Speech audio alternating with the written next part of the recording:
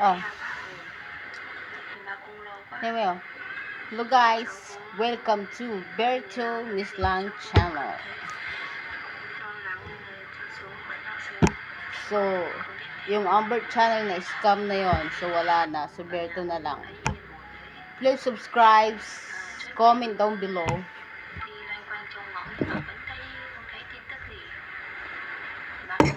And watch the YouTube, my channel, okay?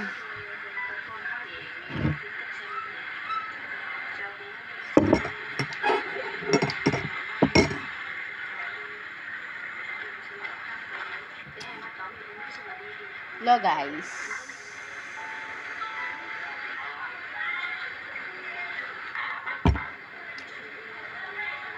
Welcome to Berto channel. Coffee, black coffee. Malabnaw siya. Say hi to my channel, mommy. Say hi. Pakita ka. Oh. Ayaw mo pakita kasi medyo pangit ang kanya mukha.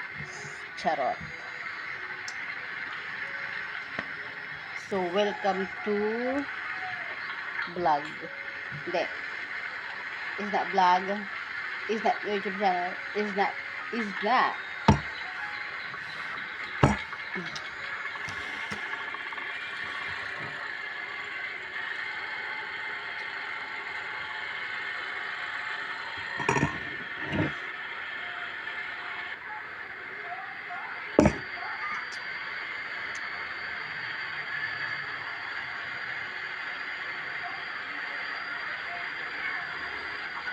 I feel my armor rise the ground.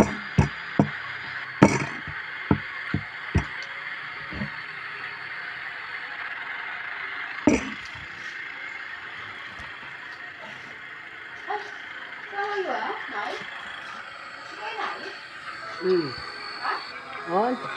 Chị làm việc à? Chị ơi, cho đây em hỏi tí ạ. Aswiti ya.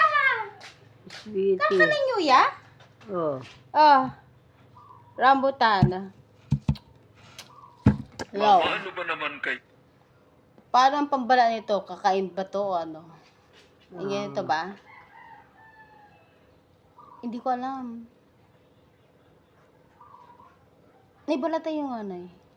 Naibalatan mo. Paano ba itong pagbalat? Sa akin yan, doon. Tinalima. Di ko, ang tigas magbalat to. Itong pinakainisan ko. No. It's my In the favorite. stillness of a lonely mountain road, Kwang lay broken and abandoned until fate led a knee to his Yummy. side. Her kindness saved his life, and in her care, a fragile affection began to bloom.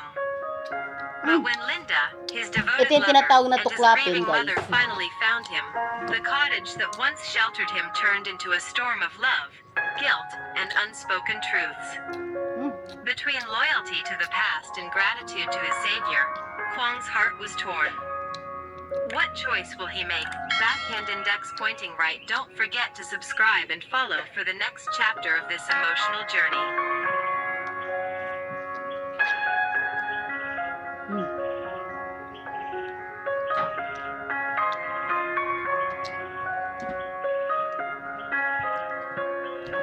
Here again. Sakit ang ipon? Asan na yun? Ibubulaon. The night was eerily Mga- quiet. No ka na lang mo only by the ibubulaon. whisper of the wind that carried the scent of wet earth after the rain. Walay loko Along the talaga. lonely dirt road that curved through the outskirts of the forest, a battered figure lay motionless. This Kwang's is a clothes were torn, rambutan. Ano his yung English face na streaked rambutan, with ma? blood and dirt, His legs twisted unnaturally as if the cruel pavement had swallowed every last ounce of strength in him. Hours earlier, he had been ambushed, robbed, and mercilessly beaten by a gang of faceless men who showed no hesitation as they tossed him aside like a piece of discarded trash. For a while, Kwang drifted in and out of consciousness, half convinced that this was the end, that no one would find him in this desolate place. But fate had another plan, and Neen, a young woman with a basket of wild herbs slung over her shoulder, was making her way home after a long day in the forest. Ano yung English She ng was used to rambutan? Comment solitude, down to the below. sound of her footsteps echoing on the empty